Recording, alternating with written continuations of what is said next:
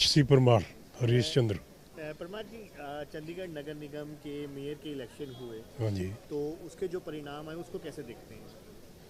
वो मेरे हिसाब से गलत हुआ है बिल्कुल। हम्म, वो ठीक नहीं हुए। जो प्रिजाइडिंग ऑफिसर था उसमें लगता है कुछ जी उसमें कुछ गड़बड़ हुई है, जी क्योंकि वैसे तो ऐसे 8 उनके काउंसलर्स के वो जो बैलेट पेपर जो है रिजेक्ट करने, दिस इज़ नॉट फेयर जी।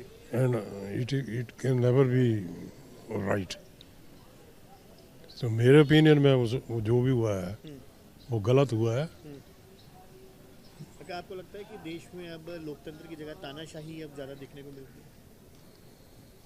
हाँ है, ऐसा थोड़ा लगता तो है कि जैसे जैसे जैसे ये इंसिडेंट हुआ और भी हुए हैं, कुछ इतनी सुनाई नहीं है। हम्म, तो अपना कहीं भी नहीं, आप कोर्ट में चले जाओ, वहीं भी चले जाओ, कहीं भी दफ्तर में है नहीं को काम, कुछ भी नहीं है, ठीक नहीं है जी।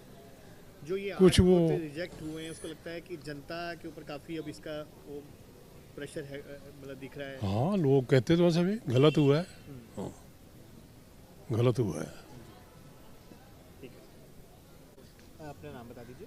मेरा नाम गुरविंदर सिंह जी है। गुरविंदर जी, मेयर के इलेक्शन हुए चंडीगढ़ में, जो उसके रिजल्ट्स हैं, क्या रिजल्ट आपको सही लगे?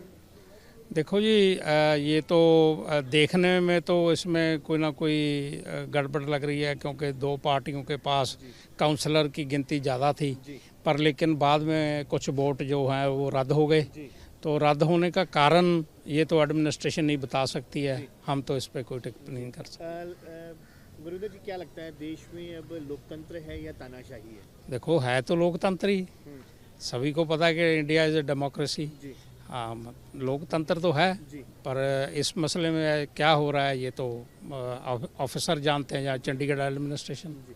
जो वोट रिजेक्ट किए गए हैं वो भी अभी बताया नहीं गया किस बिहाफ पे रिजेक्ट किए गए। हाँ, उसका सॉलिड कोई कारण लोगों को बताना ज़रूरी होता है जी कि किस कारण से रिजेक्ट हुए हैं, जी ताकि लोगों के मन में ये भावना ना जाए कि उनके साथ कोई धक्का हुआ है। जी। लगता है कि पब्लिक के साथ भी धक्का ही हुआ है ये, क्योंकि जिस तरीके से सारा घपला हुआ है तो पब्लिक के साथ तो सीधा सीधा। इनडायरेक्टली तो काउंसलर्स पब्लिक ने चुने हुए हैं, जी तो अगर काउंसलर की वोट कोई रद्द होती है तो बेसिकली तो वो पब्लिक के इनडायरेक्टली तो पब्लिक के साथ धक्का ही होगा ना। जी या तो उनके पास कोई प्रॉपर सॉलिड रीज़न हो जी कि इस वजह के से ये वोट रद्द किए गए जी। हैं, वो अभी तक कोई सामने नहीं आया proper. Thank you so much. Thank you. अपना नाम बताइए। हाँ जी, रंजोत सिंह।